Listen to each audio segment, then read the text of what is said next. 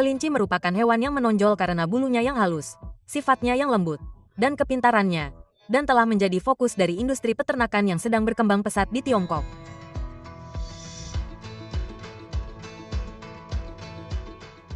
Dengan lebih dari 500 juta kelinci yang dipelihara setiap tahunnya, negara ini tidak hanya memegang posisi kepemimpinan global, tetapi juga membangun rantai produksi tertutup dari peternakan hingga pabrik pengolahan modern.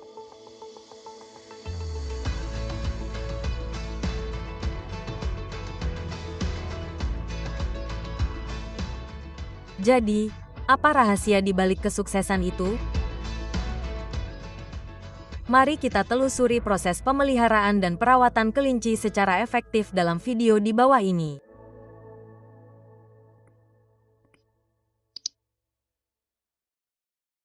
Kelinci di Tiongkok dipelihara dalam berbagai lingkungan, mulai dari kandang primitif dengan lantai tanah dan dinding bata padat untuk melindungi mereka dari angin kencang hingga kompleks pengembangbiakan yang lebih mapan tetapi higienis.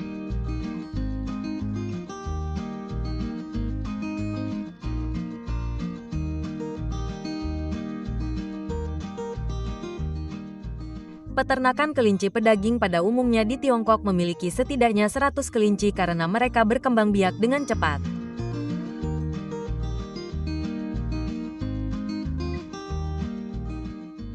Kelinci biasanya dipelihara di kandang dan bahkan saat hamil. Mereka dipelihara di kandang isolasi yang terbuat dari bambu atau kawat kasa untuk memudahkan pemantauan selama kehamilan. Jika tidak, mereka akan melahirkan di liang.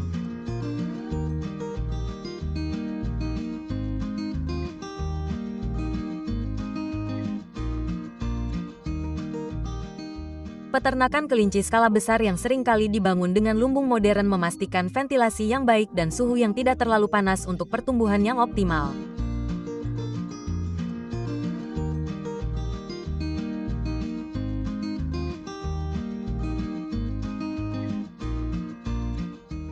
Jenis kelinci yang paling umum untuk produksi daging di Tiongkok saat ini adalah kelinci putih California dan kelinci putih Selandia Baru.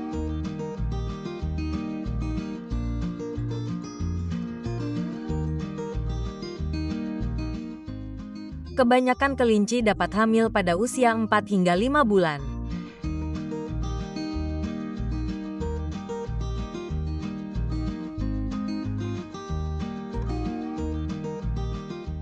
Beberapa peternakan menggunakan inseminasi buatan sementara yang lain menggunakan inseminasi alami.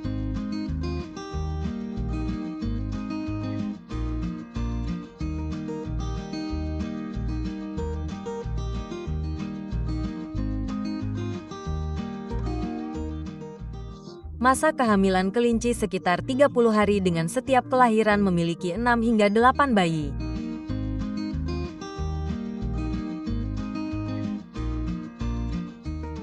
Mereka dapat melahirkan hingga 6 kali setahun. Selama 30 hari pertama, bayi kelinci diberi susu induknya.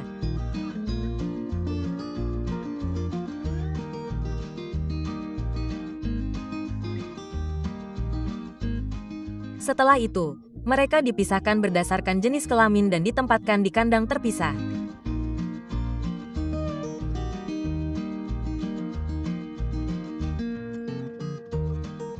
% kelinci jantan dipelihara untuk diambil dagingnya sementara kelinci betina dipelihara untuk reproduksi lebih lanjut. Antara usia 30 dan 70 hari, peternak mulai mengajari kelinci untuk makan sayur.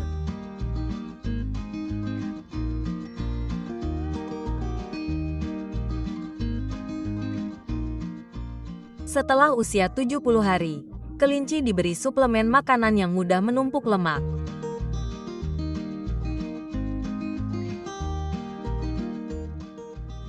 Tahap penggemukan dari usia 90 hingga 120 hari mendorong perkembangan otot yang kuat.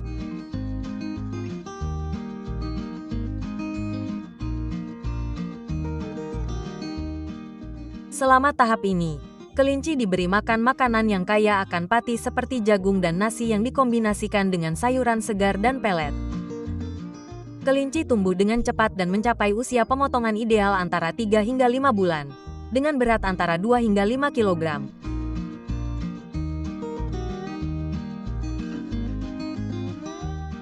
Sebagai sumber pendapatan tambahan, para peternak juga mengumpulkan kotoran kelinci selama pemeliharaan dan menjualnya sebagai pupuk organik ke perkebunan sayur di dekatnya.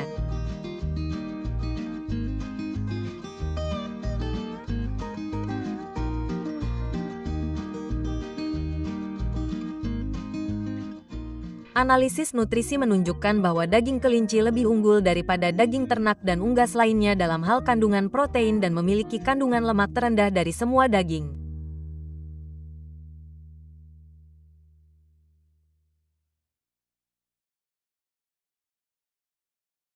Setelah kelinci mencapai berat pasar, mereka diangkut ke pabrik pengolahan. Fasilitas ini dirancang untuk memproses volume besar dengan cepat, efisien, dan bersih. Setibanya di sana, kelinci digantung dengan kaki belakangnya pada pengait, sebuah metode yang membantu menstabilkan mereka untuk langkah selanjutnya.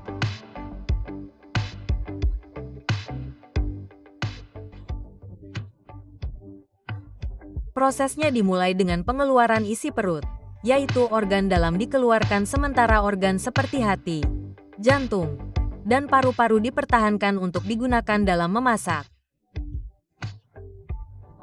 Bagian yang tidak dapat dijual dibuang sebagai pemberat.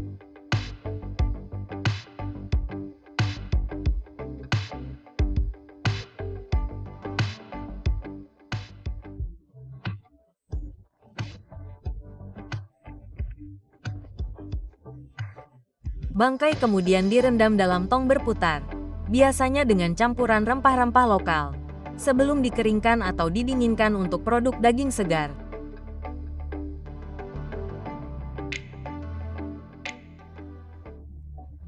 Kelinci dipotong menjadi beberapa bagian seperti paha, karkas, pinggang, dan bagian lainnya menggunakan mesin pemotong presisi tinggi.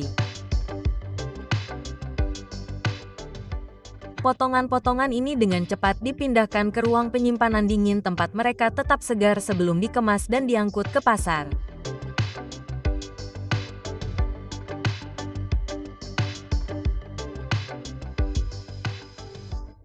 Proses industri namun higienis ini memungkinkan daging kelinci dipasok ke pusat-pusat kota besar dan pasar internasional.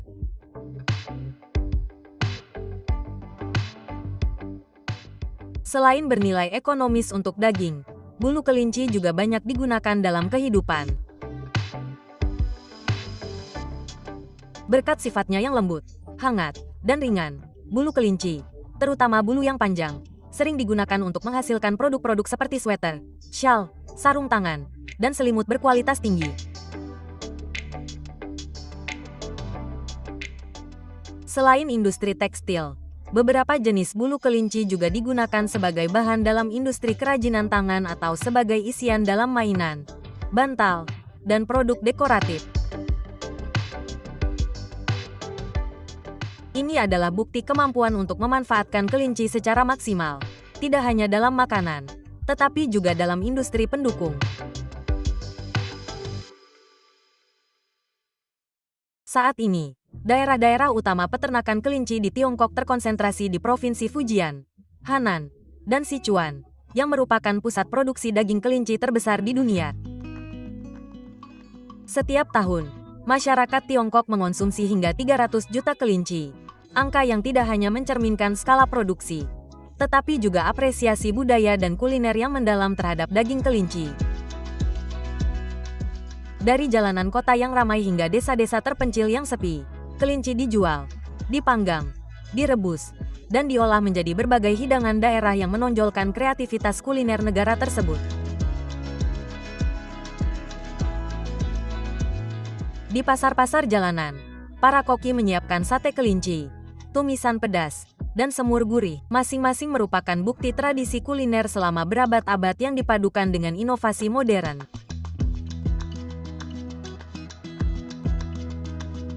Jika Anda merasa video ini bermanfaat, kami mengundang Anda untuk menyukai, mengomentari, dan berlangganan saluran kami. Dukungan Anda membantu kami terus menghadirkan kisah-kisah pertanian yang menakjubkan dari seluruh dunia. Jangan lupa untuk menekan tombol lonceng notifikasi agar Anda tidak ketinggalan video-video kami selanjutnya. Terima kasih telah menonton.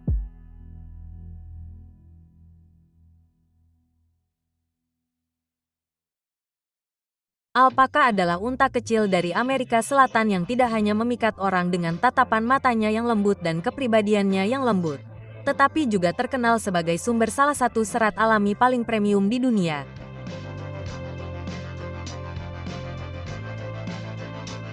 Serat alpaka lebih lembut dari kasmir, lebih hangat dari wol domba, dan telah lama menaklukkan hati para desainer mode mewah dan konsumen yang mencintai kelestarian alam.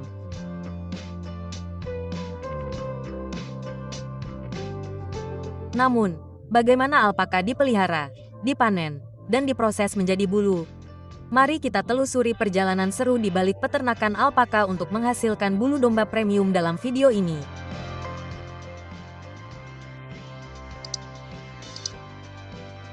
Alpaka berasal dari pegunungan Andes di Amerika Selatan, tempat mereka dibesarkan selama ribuan tahun oleh masyarakat adat di Peru, Bolivia, dan Chili. Saat ini, lebih dari 80% alpaka dunia masih hidup di Peru, menjadikannya produsen utama serat khusus ini.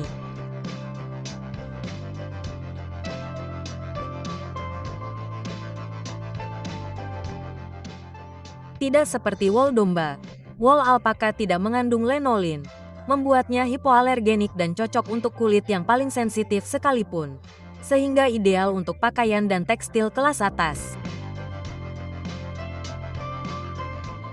Saat ini, peternakan alpaka tidak hanya menjadi upaya pengembangan komersial, tetapi juga cara untuk mempertahankan mata pencaharian masyarakat di sini.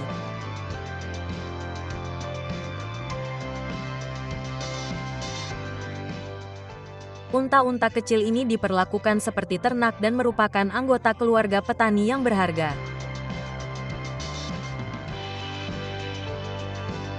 Kaki mereka yang empuk dan lembut terasa lembut di medan berbukit sehingga berdampak minimal terhadap lingkungan dibandingkan dengan alpaka.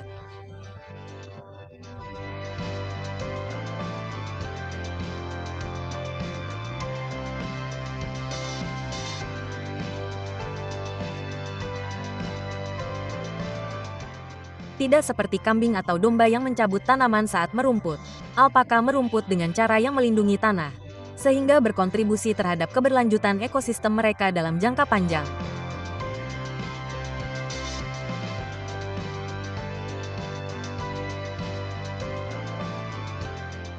Alpaka adalah hewan pemamah biak seperti sapi dan memiliki pola makan sederhana berupa jerami dan rumput alami.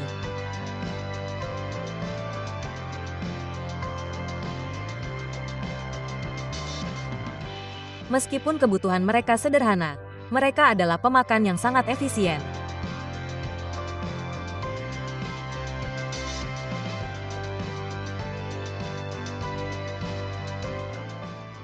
Alpaka dewasa hanya membutuhkan sekitar 1,5 hingga 2 kg makanan kering per hari.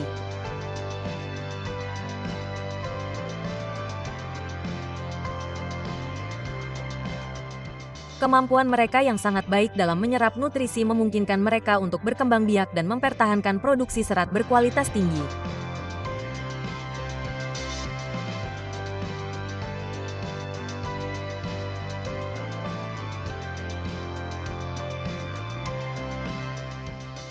Gaya hidup berdampak rendah ini menjadikan mereka pilihan ternak yang ideal bagi para petani yang tertarik pada keberlanjutan dan pengelolaan lahan.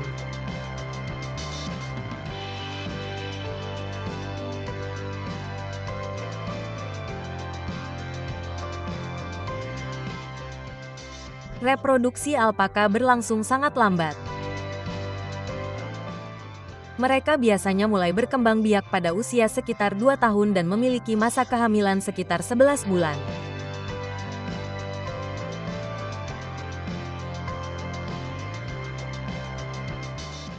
Tidak seperti banyak mamalia lainnya, alpaka hampir selalu melahirkan hanya satu bayi yang disebut krea.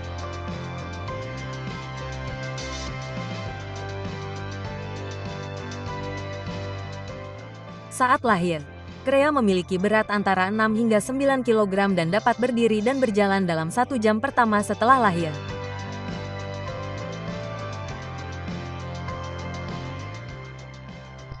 Genetika kedua induk sangat memengaruhi kualitas bulu yang akan dihasilkan Ki, sehingga pembiakan selektif menjadi bagian penting dari peternakan alpaka modern.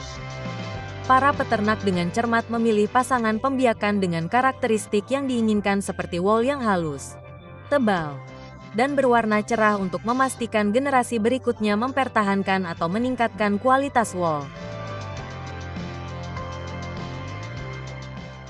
Sekali setahun di musim semi, alpaka dicukur untuk diambil bulunya yang berharga. Waktu ini memungkinkan mereka untuk tetap sejuk selama bulan-bulan yang lebih panas dan menumbuhkan kembali sebagian bulunya sebelum musim dingin berikutnya. Proses pencukuran dilakukan dengan sangat hati-hati dan memperhatikan kesehatan hewan.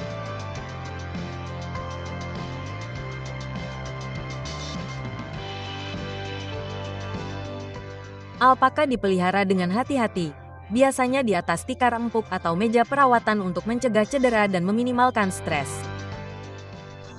Perawat yang terampil mulai dari samping dan bekerja di sekitar hewan, memastikan proses yang lancar dan efisien.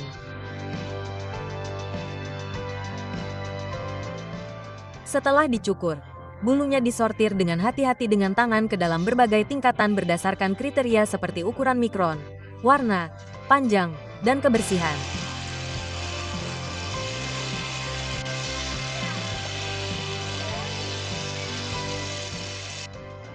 Ukuran sangat penting dalam menentukan kualitas benang. Semakin kecil mikron, semakin lembut dan mewah benangnya.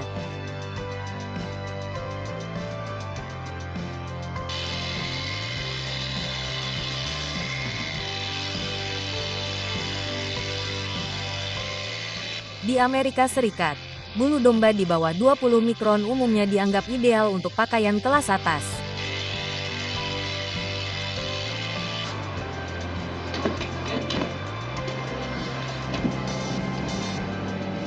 Setelah diklasifikasikan dengan cermat menurut ketipisan, panjang, dan warna, bulu alpaka akan dikumpulkan.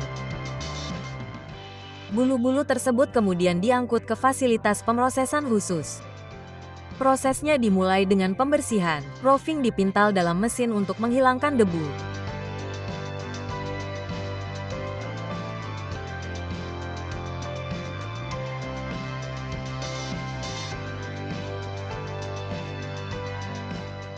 Kemudian dicuci dalam kantong jaring untuk menghindari kusut dengan setidaknya 1 kali pencucian dan 3 kali pembilasan.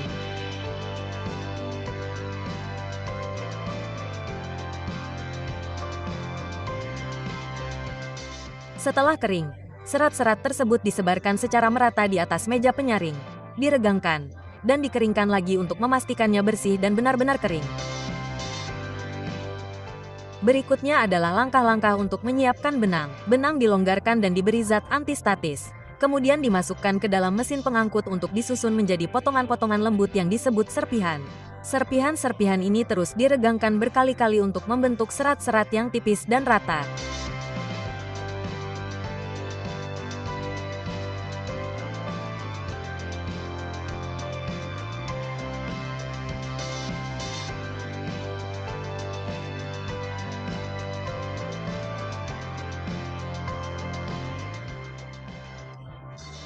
Selama proses pemintalan, serat diregangkan 20-30 kali, kemudian dikukus untuk memperbaiki lilitan, lalu dirangkai menjadi benang utuh yang terdiri dari 2, 3, atau 4 lapis, tergantung pada tujuan yang diinginkan.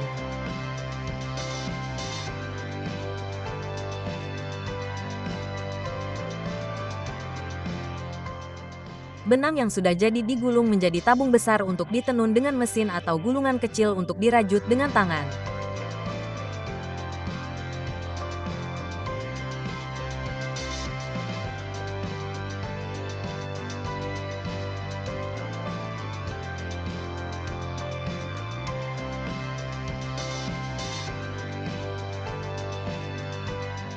Di beberapa pabrik seperti Alpaca Time, sebagian besar benang akan digunakan di lokasi untuk memproduksi kaos kaki, sarung tangan, atau aksesori kelas atas.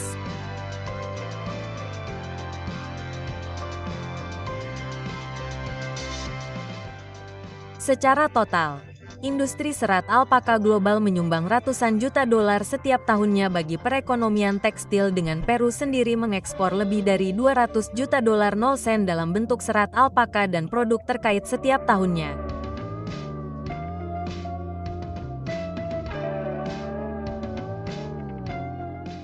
Dari mantel yang ditenun dengan halus hingga sarung tangan rajutan tangan yang nyaman, wol alpaka telah menjadi simbol kemewahan modern.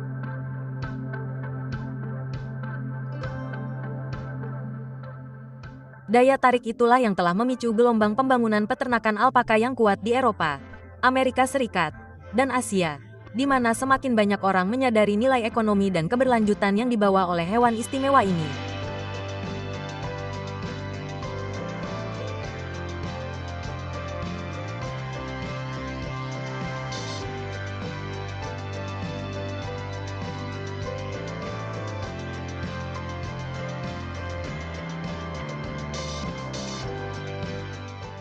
Di atas adalah semua informasi tentang dunia peternakan alpaka. Jika Anda merasa video ini menarik, jangan lupa untuk like, tinggalkan komentar, dan berlangganan saluran kami. Dukungan Anda membantu kami menghidupkan lebih banyak kisah unik seperti ini. Dukungan Anda membantu kami terus membuat konten yang bermakna, mendidik, dan inspiratif. Terima kasih telah menonton.